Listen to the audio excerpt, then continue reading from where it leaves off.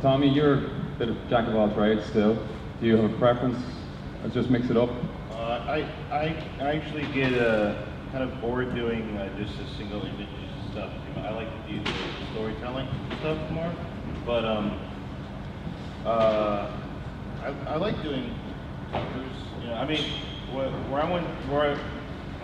I started off doing a lot of different kinds of illustrations. So some of it would be for like book covers or paintings for insides of books, and like a lot of Star Wars stuff and all that kind of stuff.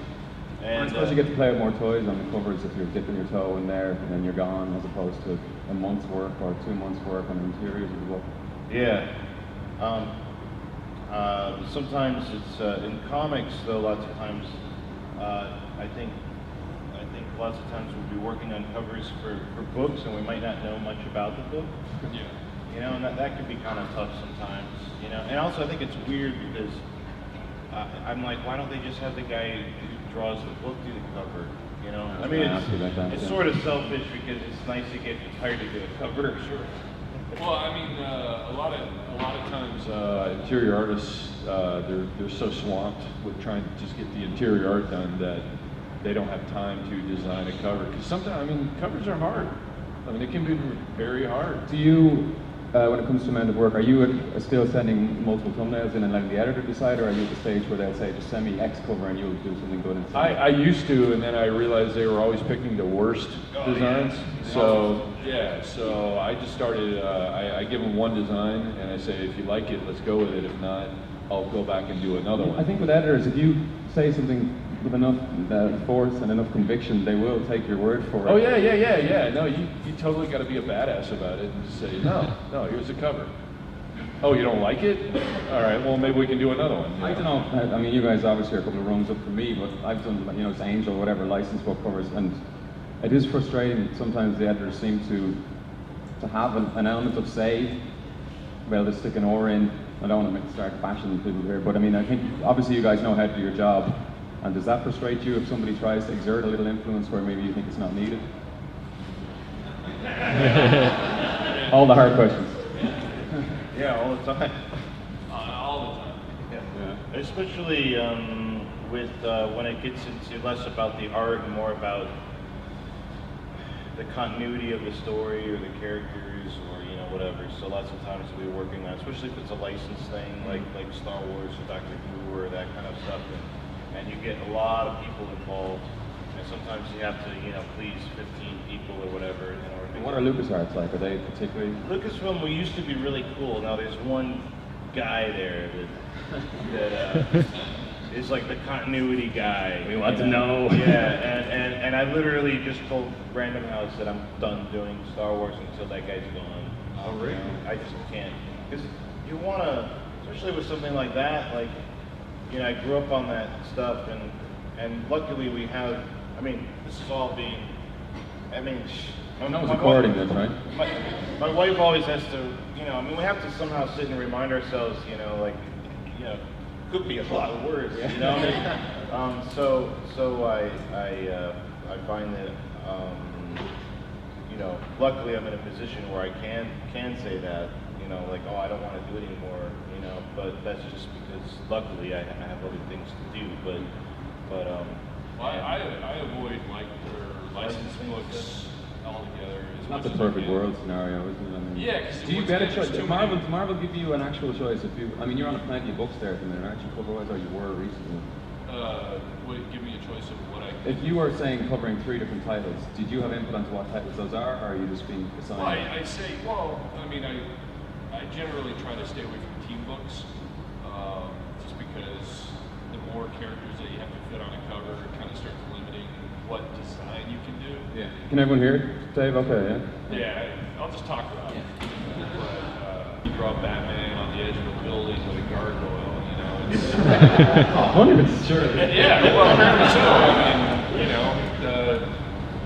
every time I see that, I'm like, at least do something different with it. Give me some other something.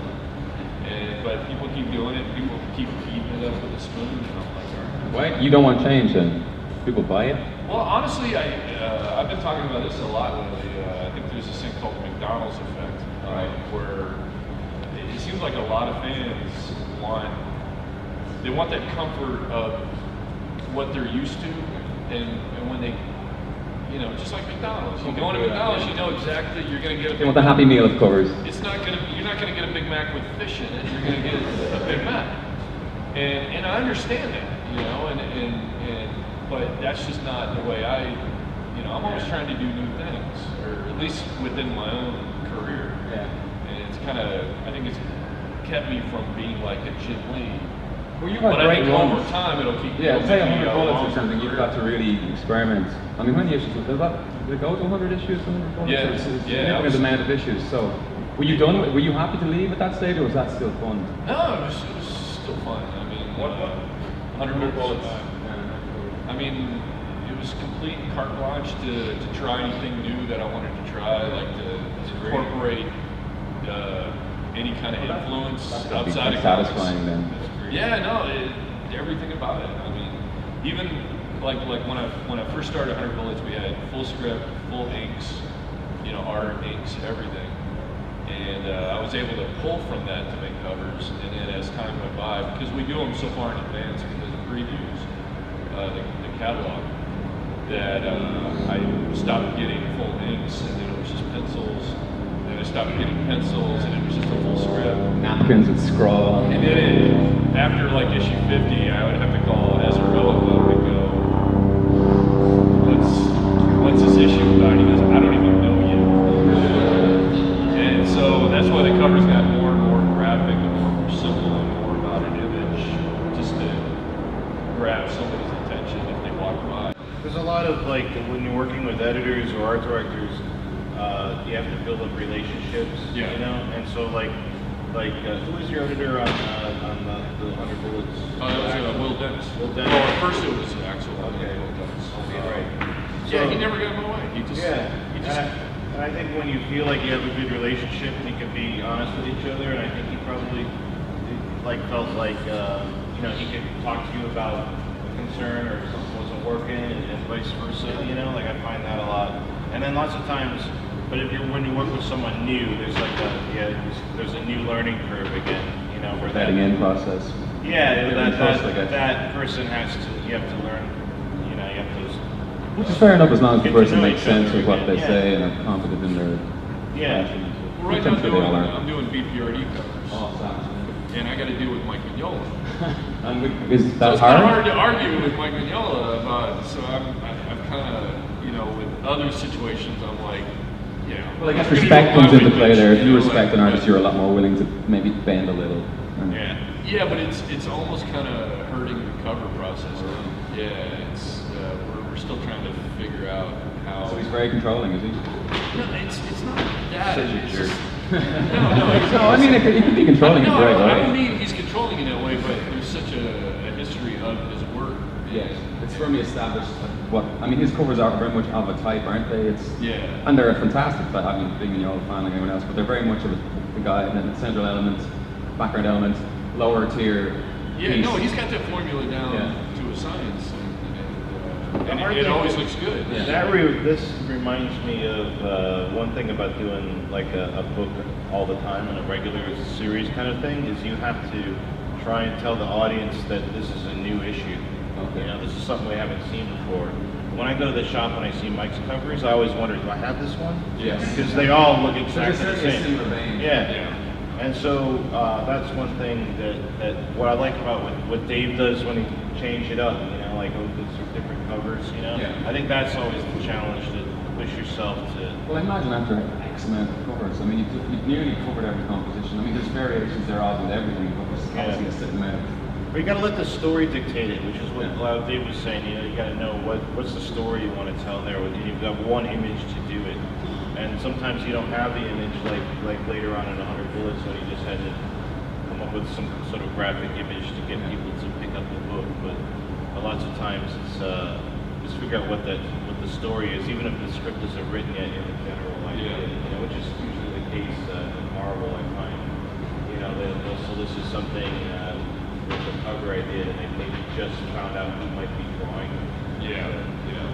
Well, 100 Bullets was also unique because, well, I mean, like any book that has a finite story, you already know who's buying those books anyway. It's not like I'm going to convince somebody at issue 70 to start buying the book. So it offered up a lot more freedom to be graphically designy, fun, and I'm not trying to convince anybody. It's like the old Marvel. So it's not way of issue doing one, is what you're covers. saying. It's not like come see like X-Men 1. They're all jumping through the rip in the paper. Well, I mean, the old Marvel way of doing covers was they wanted to hook you with the story because you could pop on an old Marvel book at any stage and basically get a story. Yes. And if it's a continuing story like 100 Bullets, it's not as important to do that. So do you have an opinion on, say, a drawer cover, a cover that is a generic shot of character X? I mean, it could be a great drawing, but then has nothing to do with the interior. Do you feel, you're saying it's basically storytelling dictates what your covers should be, so do you feel it has to represent what's in the book? I think it should. Yeah. No, I mean, I understand business-wise and schedule-wise why sometimes it can. Yeah. The worst though about the covers is when you pick it up.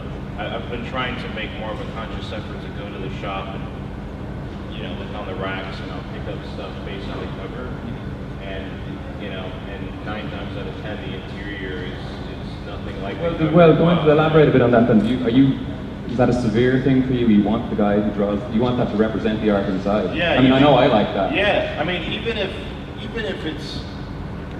it's not, you want to say, oh, one artist is like, better or more competent or whatever, that's one thing, but sometimes it's just a completely different approach. Even like I'll pick up a cover by someone who's like, let's say, very naturalistic and drawing from life, and then I open it and it's like this Humberto Ramos kind of thing, this weird.